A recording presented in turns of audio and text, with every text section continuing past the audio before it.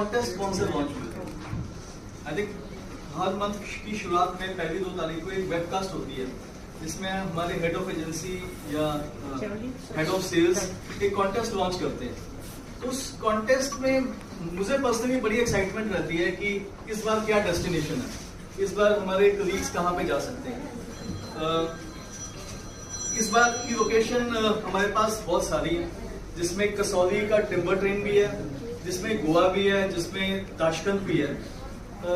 कोई में से आज जब सेशन शुरू हो रहा था तो सत्यम ट्रैवल की बात कर रहा था कि ट्रैवल क्यों करना चाहिए, ट्रैवल की इम्पोर्टेंस क्या है। अगर आप मेरे से पूछो कि ट्रैवल क्यों करना चाहिए, तो आई थिंक ट्रैवल मेरे लिए एक थेरेपी है। जब मैं अपने कलीग्स के साथ ट्रैवल करता हूँ तो एक थेरेपी की तरह काम करता है। I think it makes you better human being, it makes you young also.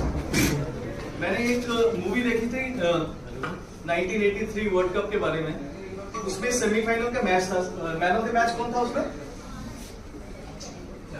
83 के वर्ल्ड कप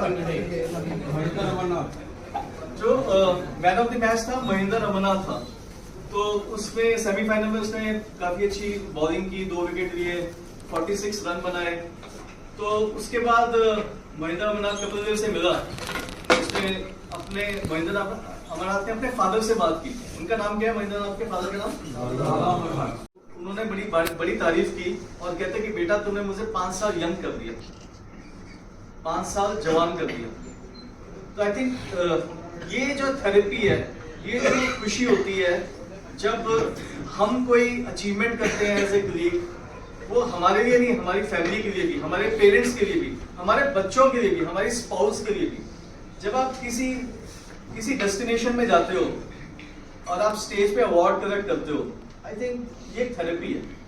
आपको यंग बना देती है, आपको खुश रखती है, आपके चेहरे पे रौनक लेके आती है। जब लास्ट टाइम 1 तारीख को जियो मीट हुई थी, मैंने एक स्पेशल अपील की थी मेरे सीनियर कोलीग्स के साथ। आई थिंक सीनियर कोलीग्स वही हैं जिनको सिंगला जी रिप्रेजेंट करते हैं हमारे एस्टेब्लिश क्लास।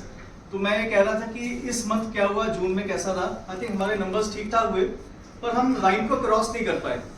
और जो ज्यादा ओनर्स है, जो बड़ी रिस्पॉन्सिबिलिटी है, मेरे एस्टेब्लिश क्लास कोलीग्स के पास है। बिकॉज आप क्या है, आप फेस ऑफ द ऑर्गेनाइजेशन है, आप हमारे ब्रांड एम्बेसडर है।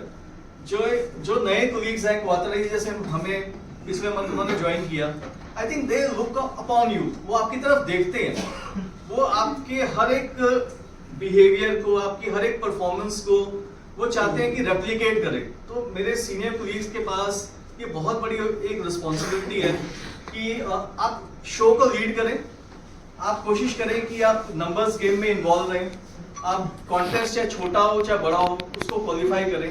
बिकॉज आप हमारे जैसे शोपीस होता है घर पे, उसमें जैसे एक ट्रॉफीज होती है, आप उस तरह से हमारे लिए एक शोकेस की भी है। मुझे लास्ट में बड़ा अच्छा लगा जब रात को 30 तारीख को बीना मैम ने पूरा पैशन दिखाते हुए अपना क्रूज क्वालिफाई किया। मुझे बहुत ज्यादा अच्छा लगा। आई थिंक बीना मैम की बहुत सही था।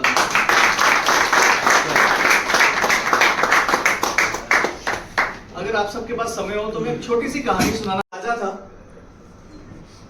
उसके पास एक हाथी था और वो हाथी बड़ा बहादुर था। उस हाथी के साथ उसने बहुत सारी जंगें जीती थी, बड़े सारे युद्ध जीते थे। और ऐसे करते करते बहुत टाइम बीत गया और एक टाइम आया जब उस हाथी को रिटायर होना था। तो हाथी को उसने रिटायर कर दिया। आई थिंक आर्मी में भी ऐसे ही करते हैं, एनिमल्स को रिटायर कर देते हैं, उसकी देखरेख के लिए केयर टेकर रख देते हैं। ऐसे ही किया गया, उसके लिए कहावत रखा गया, उसको रिटायर कर दिया। पर हाथी राजा और रानी दोनों को बहुत पसंद था, बिकॉज राजा खुद उस पर चढ़ के युद्ध करता था। एक बार क्या हुआ, हाथी कहीं पानी पीने गया दलदल में और वो फंस गया। उसकी उम्र भी हो गई थी और वो फंस गया और वो दलदल में धंसता चला गया। और सबको लगा कि आई थिंक इसका अंत समय आ गया। जब ये बात राजा तक गई तो उसने बड़ी कोशिशें की, रस्सियां फेंकी, है ना, उसको खींचने की कोशिश की, सारे जतन किए, पर वो हाथी अब हिम्मत हार चुका था, वो धंसता जा रहा था।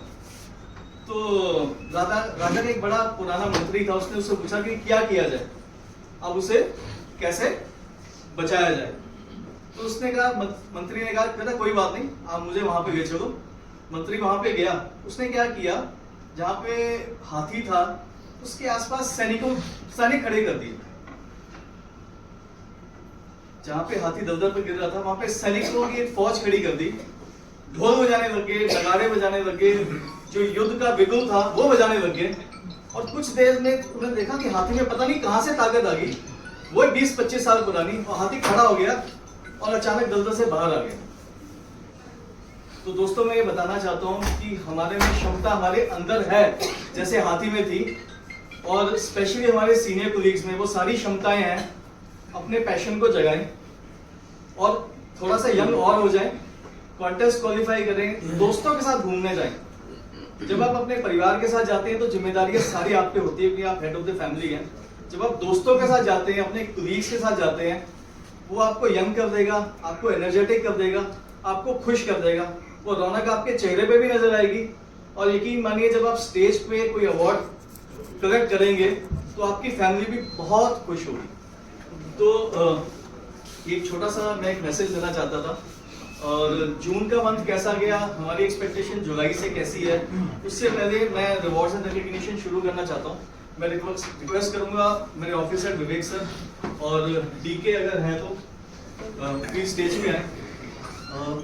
As usual will start with the MTD qualifiers जिन्होंने लास्ट मंथ हमें कॉन्ट्रीब्यूट